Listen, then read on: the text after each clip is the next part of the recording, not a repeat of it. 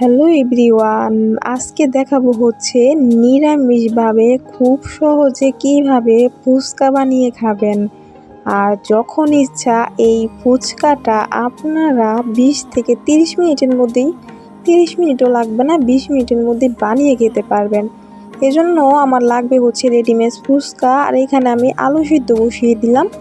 আলুটাকে হচ্ছে ভালো করে বয়েল করে নিব। আর হ্যাঁ, আলু সিদ্ধ হতে হতে আমি কিন্তু চুলার চারপাশ থেকে শুকনা মরিচও দিয়ে রেখেছি। দেখেন, এভাবে চুলার সাইড থেকে দিয়ে রাখলে কিন্তু শুকনো মরিচগুলো একেবারে মুচমুচে হয়ে যায় এবং সুন্দরভাবে ভাজা হয়ে যায় আর কি। তো আপনারাও এই কাজটা করবেন, আমার কাছে খুবই ভালো লাগে। এখন হচ্ছে এই পাশ থেকে আমি আবার তেঁতুল ভিজিয়ে রাখবো টক জল বানানোর জন্য। তো পরিমাণ মতো জল নিয়ে আমি হচ্ছে তেঁতুলটাকে ভিজিয়ে রাখলাম।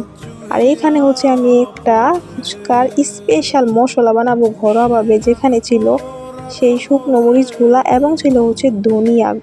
এটা হচ্ছে আস্ত ধনিয়া ছিল, আমি চুলার মধ্যে হালকা একটু তেলে ভালো করে গুঁড়ো করে নিয়েছি।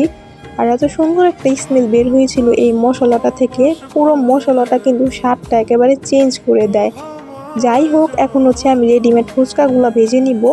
এজন্য কড়াইতে পর্যাপ্ত পরিমাণে তেল দিয়ে এরপর আমি ফুচকাগুলা দিয়ে ভালো করে ডুবো তেলে ভেজে নিব।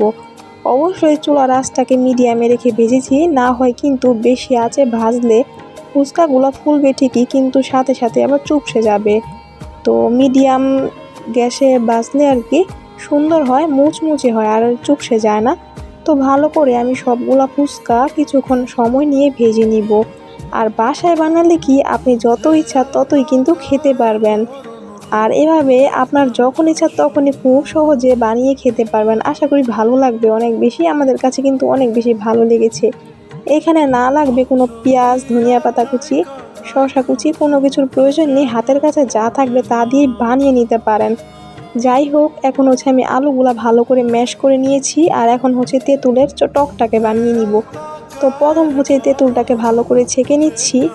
এরপর দিয়ে দিলাম হচ্ছে স্বাদ মতো লবণ। এরপর দিব হচ্ছে কাঁচামরিচ কুচি এবং দিব হচ্ছে 2টার মতো গন্ধরাজ লেবু। লেবুর যে পিছনের চুকলাটা থাকে সেটা আমি একটু ভালো করে ম্যাশ করে দিয়ে দিচ্ছি এবং লেবুর রসটাও দিয়ে দিব।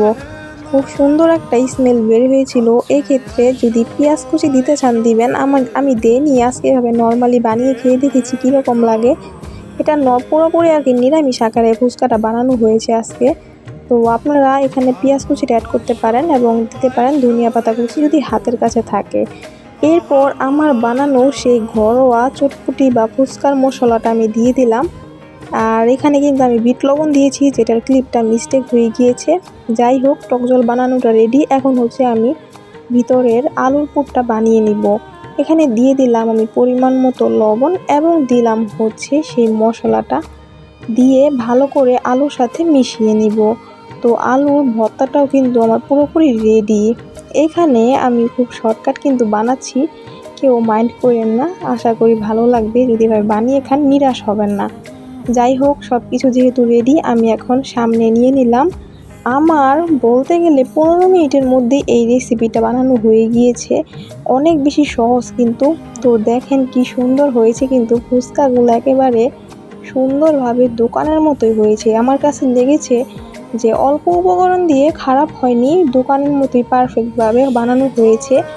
তো আপনাদের কাছে এই শর্টকাট নিরামিষ ফুচকা তৈরির রেসিপিটা কীরকম লেগেছে একটু কমেন্ট করে জানিয়ে যাবেন। তো আজকের রেসিপিটা ছিল এই পর্যন্তই। সবাই অবশ্যই লাইক, কমেন্ট, শেয়ার